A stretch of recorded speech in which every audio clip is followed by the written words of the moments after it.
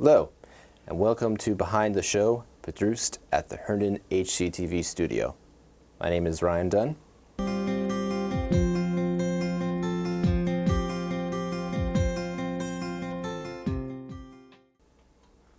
And we are here now with Bill McKenna, the creator and the person who designed a podcast series, Not Another Podcast. So Bill, I understand you're a resident of Herndon.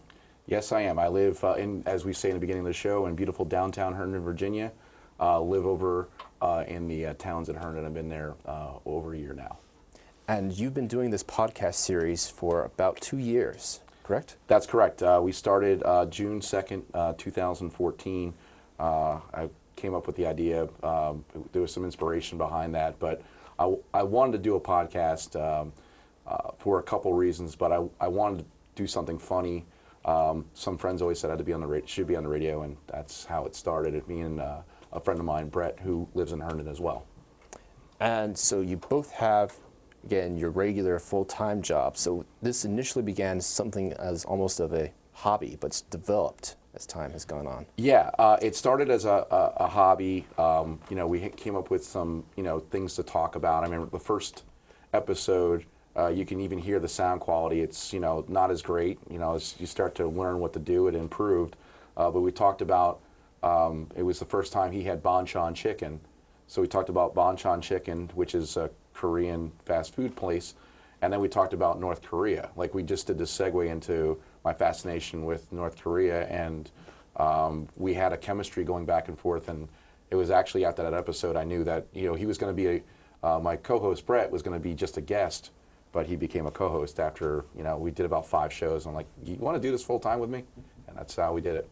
And you guys do have excellent exchange and again, dialogue between each other. I've been able to visit and actually see a podcast in action. Yes. So I understand you actually may have met in Herndon. We did. Jimmy's Old Town Tavern, which is, I would call, a institution in this town. It's they have a trivia night every Tuesday, and Brett was the reigning champion. I mean, he would win all the time, and I was the new kid in the block. Literally, I was the new kid on the block. I moved onto the block, and I went over to Jimmy's that Tuesday night, and they had trivia, so I said, I'll try and see what I can do, and I beat him. So, and in fact, this is a funny story. I know Brett won't like to hear this, but the question I beat him on was, the running of the roses is the Kentucky Derby. The Black-Eyed Susans is the Preakness. What flower is significant to Belmont Stakes? Well, he doesn't gamble at all, doesn't know it, so he didn't know the answer to that. And I said carnations. The very next day he was back at Jimmy's, and I went next door to the flower shop and got him a dozen carnations as a thank you for losing. So, true story, actually happened. And so with Not Another Podcast, again, you have been doing this basically on a weekly basis. Mm-hmm. And most of these podcasts are about an hour's length? Yeah, sometimes I would say between 45 to an hour 15, depending upon how much, free form we go back and forth. We just have a couple notes, and then we'll just go back and forth, though. So generally about an hour, yes. And so the topics that you cover, they can vary, but you have a general formula? How did you develop that? Yeah, we play to each other's strengths. Brett's a very encyclopedic mind. The guy he's a trap of information. So he's big on pop culture. He's big on sports. So I like to address those things. I tend to be a little more like politics and news and things like that. So we try and blend those together, going back and forth, and we see where our weaknesses are and our strengths are. I actually can go into a little bit how I know whether or not, what our listeners are thinking and who's listening and things like that. So, with the combination of some analytics coupled with, I would say, the personalities on the program, we can kind of go back and forth to different topics depending upon what's needed at that particular moment. And again, Brett, his background, he has actually had, both of you, in fact, have had experience with the radio. Yes. So, again, it seems almost, in retrospect, almost natural that, again, with podcasts, you guys would have some interest in using this medium. Yeah, and like I had a little radio show with my roommate. Literally, I was not kidding about this. It was a 10-watt radio station, West Virginia Wesleyan, WVWC, and we made a lot of money for the school because we decided to make T-shirts that said 10 watts of pure power, and we were able to raise all the money we needed for the radio station that year. So I was the fundraiser, and because I raised funds, they put me on the mic, and my roommate and I had a great rapport on the radio, and I realized it was something I enjoyed. Brett did not only college radio, he did radio outside. I mean, he had a radio career in West Virginia for a little while. And I, the way he speaks and everything else, I'm like, this is a guy I think that we can do a combination of something wonderful. Plus we have, Don and Mike and some other shows that are out there that, we've emulated or, try to take our cues from. So that's kind of where we got our start.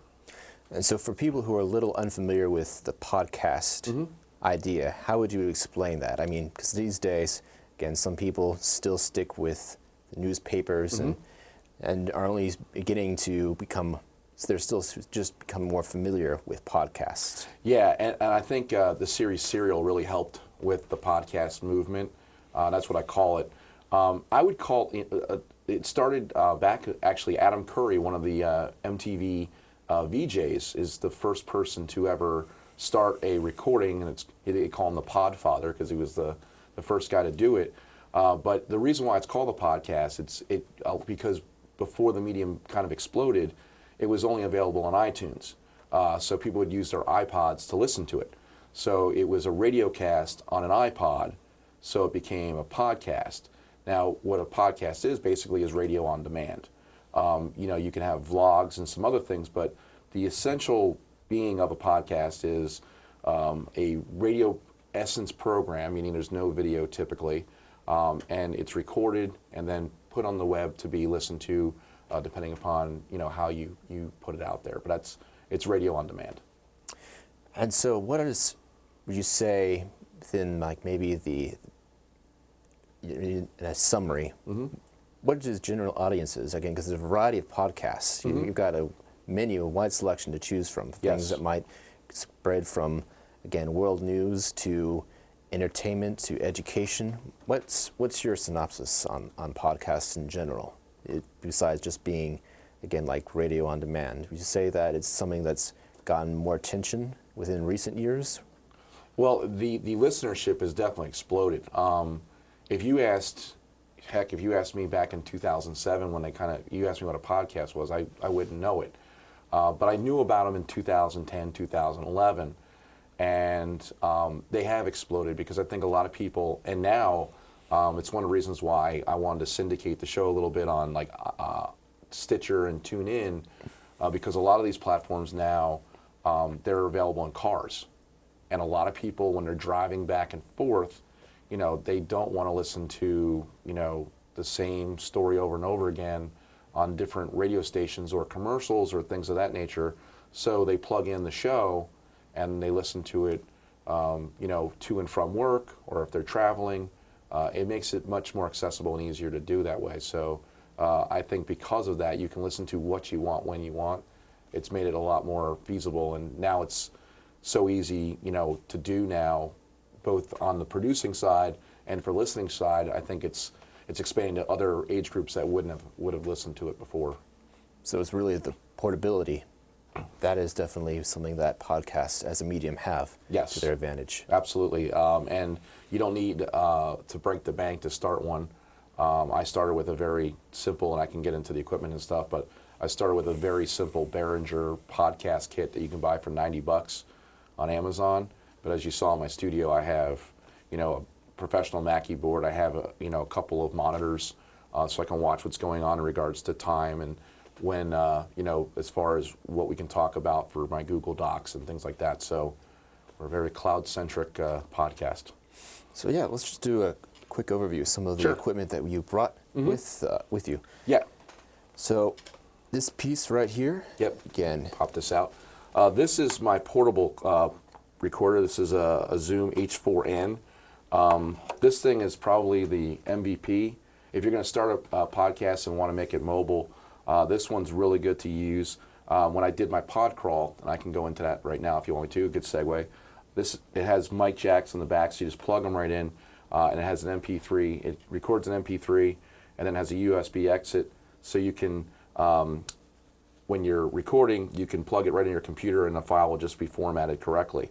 I use this on we do a pod crawl, and that's a podcast bar crawl. We do it the second Saturday of September, the first Saturday after Labor Day. Second, we've done it for 2 years now, and we start at Wiener Circle for what we call nap snacks. So we go there for lunch, and then we go to the Mediterranean Breeze, where last year we had about 150 people show up. So at the Breeze, everyone's having drinks when we do a segment at each location. So we were at the Breeze, then we went to O'Sullivan's, and of course the finish line was Jimmy's Old Town Tavern.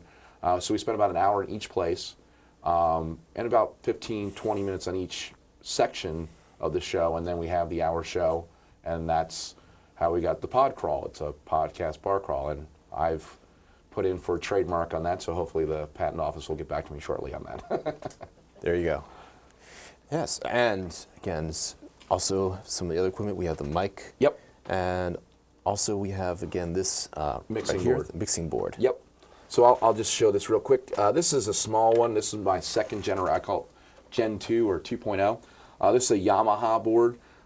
If you're going to start podcasting, I would probably start with something a little bit less complicated, or I would say just you don't need that much power to it. But I would suggest getting a USB, like this one is the XU. Get a USB connection, because if I'm dating myself, I don't think you know this, Ryan, but before the USB cords, you had to use the red, white, and yellow plug-ins, and a lot of computers now just don't have those plug-ins. So when you're looking for a soundboard, it's very important to have a USB connection, because it just makes it that much easier, or Thunderbolt if you use a Mac. I use a Macintosh for the recording of the program, but you can use a PC as well. But the advantage to the USB, again, it's the simplicity. It's plug and play, and you need it too. Just so you know, the reason why you need a mixing board, not just your computer, is because when you have two people speaking on a microphone, the computer can't process both voices. They cancel each other out, and the motherboard doesn't know what to do, so it'll just be skippy, and it'll sound like a really bad retro 80s song. That's the importance of a soundboard if you have more than one person doing a podcast. If it's just yourself, you can just take a USB microphone, which you can get like a Snowball for $50 and plug it in, you're good to go.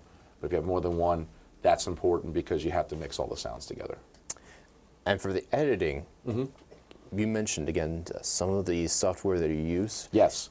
You can go with, Adobe has Audition and some others where you pay a fee. I have, one of the reasons why I like Macintosh is because Macintosh has GarageBand, which is, again, it was originally put into the system for people that want to, play music and then use accompanying sounds. But what I have found that it has narration and some other things within the podcast that makes the voice sound better. So recording on GarageBand is really good, and it's free. And then there's also Audacity. Now, Audacity is a freeware program that's available. You can just download it and record your show. But you could also edit. It's got amazing editing features as far as fading in and fading out. So if you want your show to sound a little more professional and record everything the way you want it to, scale things up and clips, it's really a great program, and it's free. So you don't even need to spend money on software. That's the great thing about it. So with your podcast series, let's cover a little about some of the formula that you use. Because, again, as time gone by, you have seen some of the comments and ratings.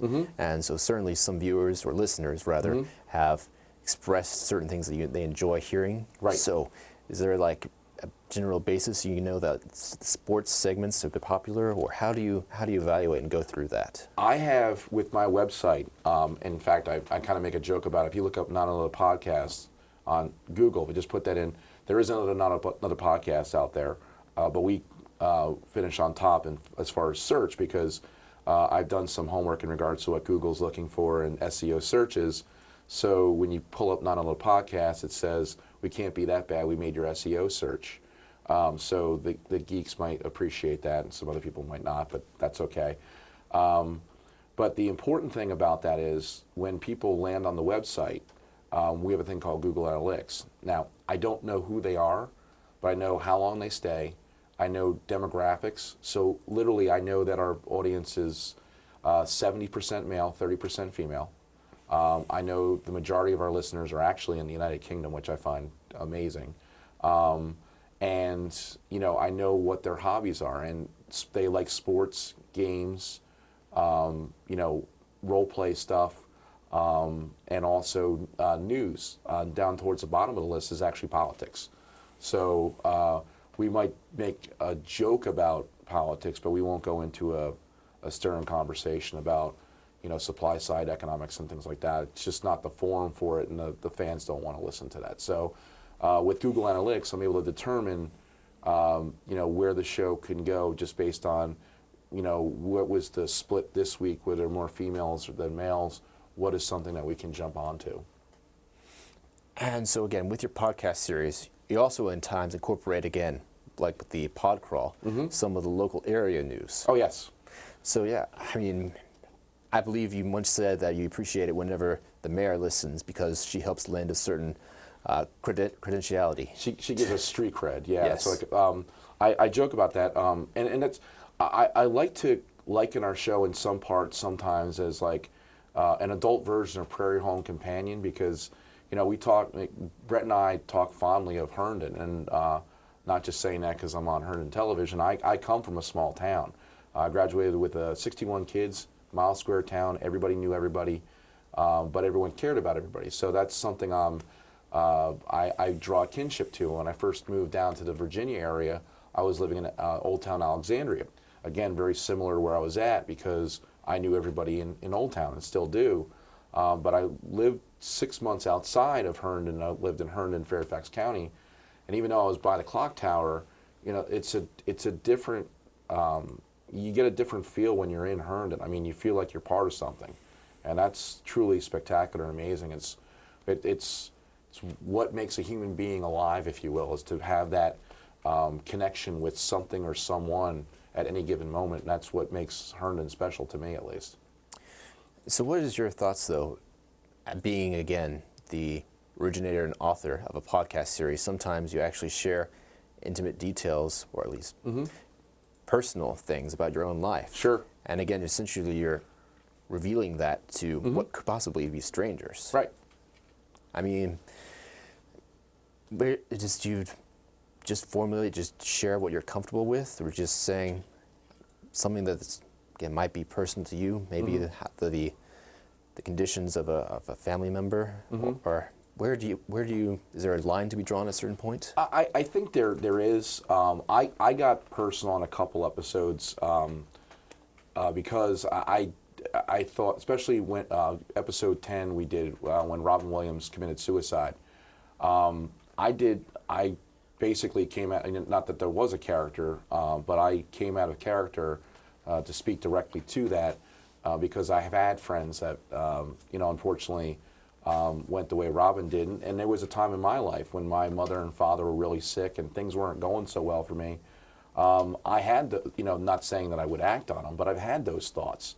And that show, when Rob Williams committed suicide, that just put inside of me, I thought of where I was back in 2011 and where I was sitting at in 2014 and saying, you know what, there is tomorrow, so I did want to get personal in something like that.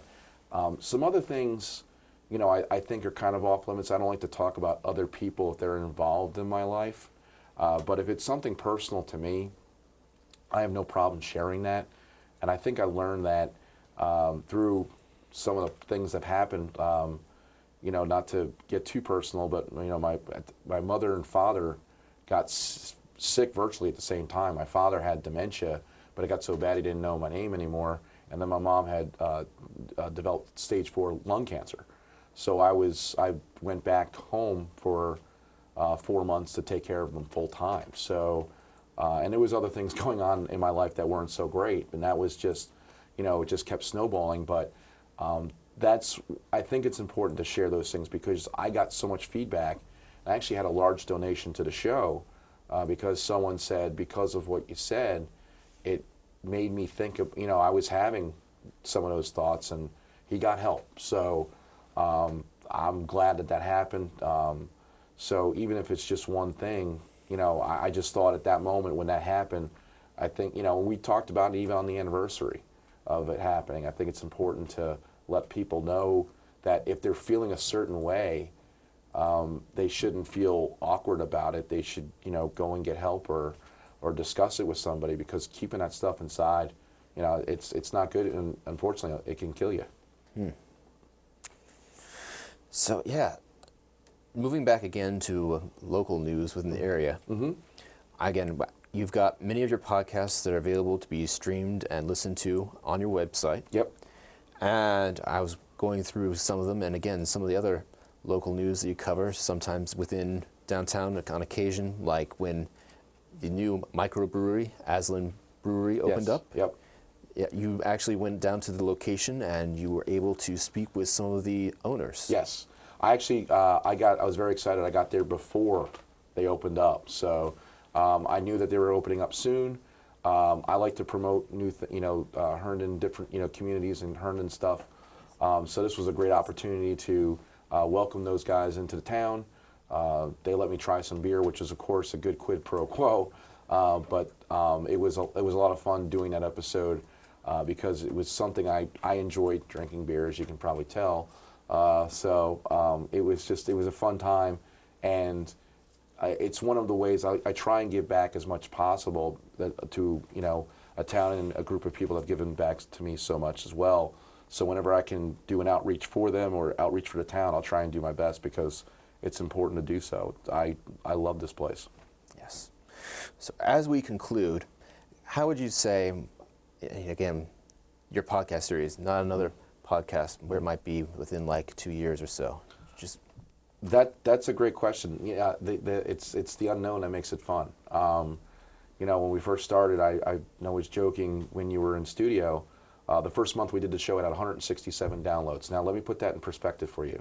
I have 1,800 friends on Facebook. I have, countless people on LinkedIn. So that means like less than 10% of my own friends, forget about Brett, but less than 10% of my own friends decided to even try to listen to my show the first month. So it's, just being consistent and the message every week, trying to have some fun. We're close to 60,000 downloads now a month, give or take. You have some swings there, but that's where we're at. I like to see it grow, obviously, a lot more because I wouldn't mind doing it full time. It's something I truly enjoy. It's when I'm having a bad day at work, I look forward to my podcast because that makes it makes me happy. All right. So again, Bill, we want to thank you so much for taking the time just to come and share with us about your podcast series. Again, we have your website at www.notanotherpodcastusa.com. Yep. And you also, again, have accounts on social media as well. Yes. We're available. NA Podcast USA is my Twitter account. Feel free to give me a follow there. Also, not just on the, if you have iTunes, Stitcher, TuneIn, any of those platforms, we're available on there. Feel free to subscribe, and if you want to review us too, that reviewing actually is fantastic. If you can do that, that means just as much as a download. So so it's not another podcast, USA.com, and thank you very much for having me. I'm excited about this, and it's been great. Thank you again, Bill.